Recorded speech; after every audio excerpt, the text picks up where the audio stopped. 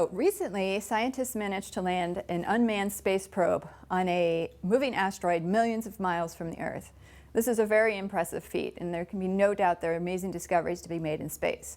So the question that I have for you today is, would you rather look at the moon through the best telescopes, or would you rather fly to the moon and walk on the moon?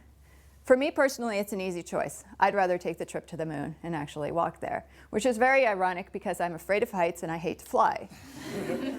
But I would get over these fears for my love of exploration. So today I want to talk to you about explorers and exploration.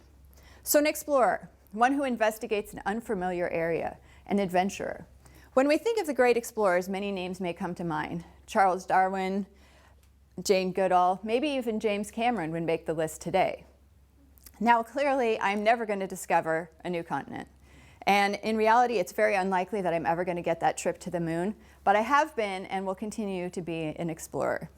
I've been very fortunate to spend large parts of my academic life on research ships sailing in both the Atlantic and the Pacific Oceans, and I've been even more fortunate to spend time diving to the bottom of the Pacific Ocean in a research submarine named Alvin. 6 times I've been part of a team of three people dropped like a rock from the back of the mothership and allowed to sink to the bottom of the Pacific Ocean to a depth of about 8,000 feet. We were there to investigate hydrothermal vent systems, or deep sea hot springs. You may have heard them referred to as black smokers for the dark black sulfur-rich water that spews from these vents into the deep sea. They reach temperatures of up to 400 degrees Celsius. And for the record, the windows of the submarine melt around 100 degrees Celsius. We were there to collect water samples and to collect rocks, and also to look at the amazing biology that lives in the deep sea.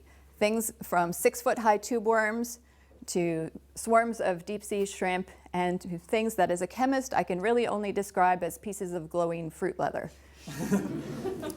Now, when I was a graduate student in the 1990s, living what I called the National Geographic life, I'd take these long breaks from classes and get the chance to go out to sea. We'd pack up our lab, and I'd run a shipboard lab out at sea, analyzing samples that we brought up from the deep. Now, I was a mere underling. I was a graduate student. But even then, the underlings occasionally got the chance to dive. Just one dive could make working 14-hour days every day for 6 weeks in a row worth all of that time and pain. While I was doing this, there was a discussion going on among the older and more established scientists. And the question was, do we really need to send humans to the bottom of the sea? Or can what we are doing be accomplished through the use of robots and remotely operated vehicles?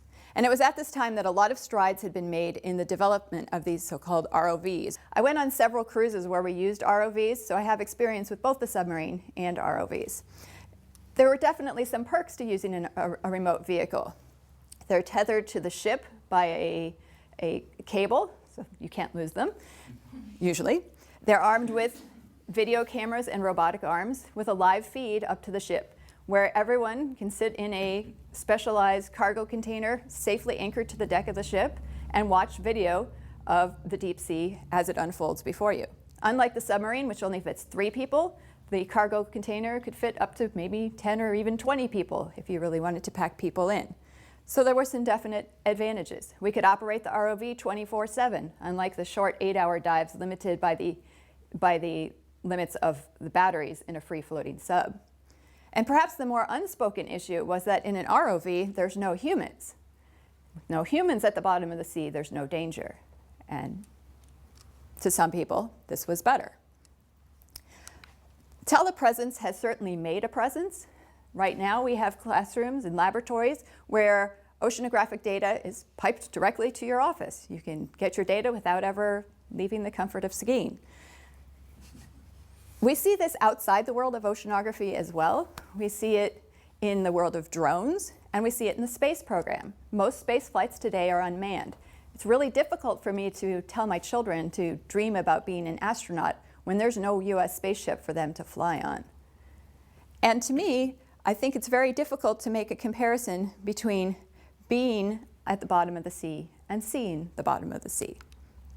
We do our best work when we're really inspired. And as a land-based creature, the way to be really inspired about the deep ocean is to be there, to go there, and to assume some risk. There's no risk to sitting in a cargo container. There is some risk involved when you're dropping like a rock to the bottom of the sea. As explorers, we try to minimize these risks, but any true explorer is willing to take some degree of risk in order to make the discoveries that need to be made.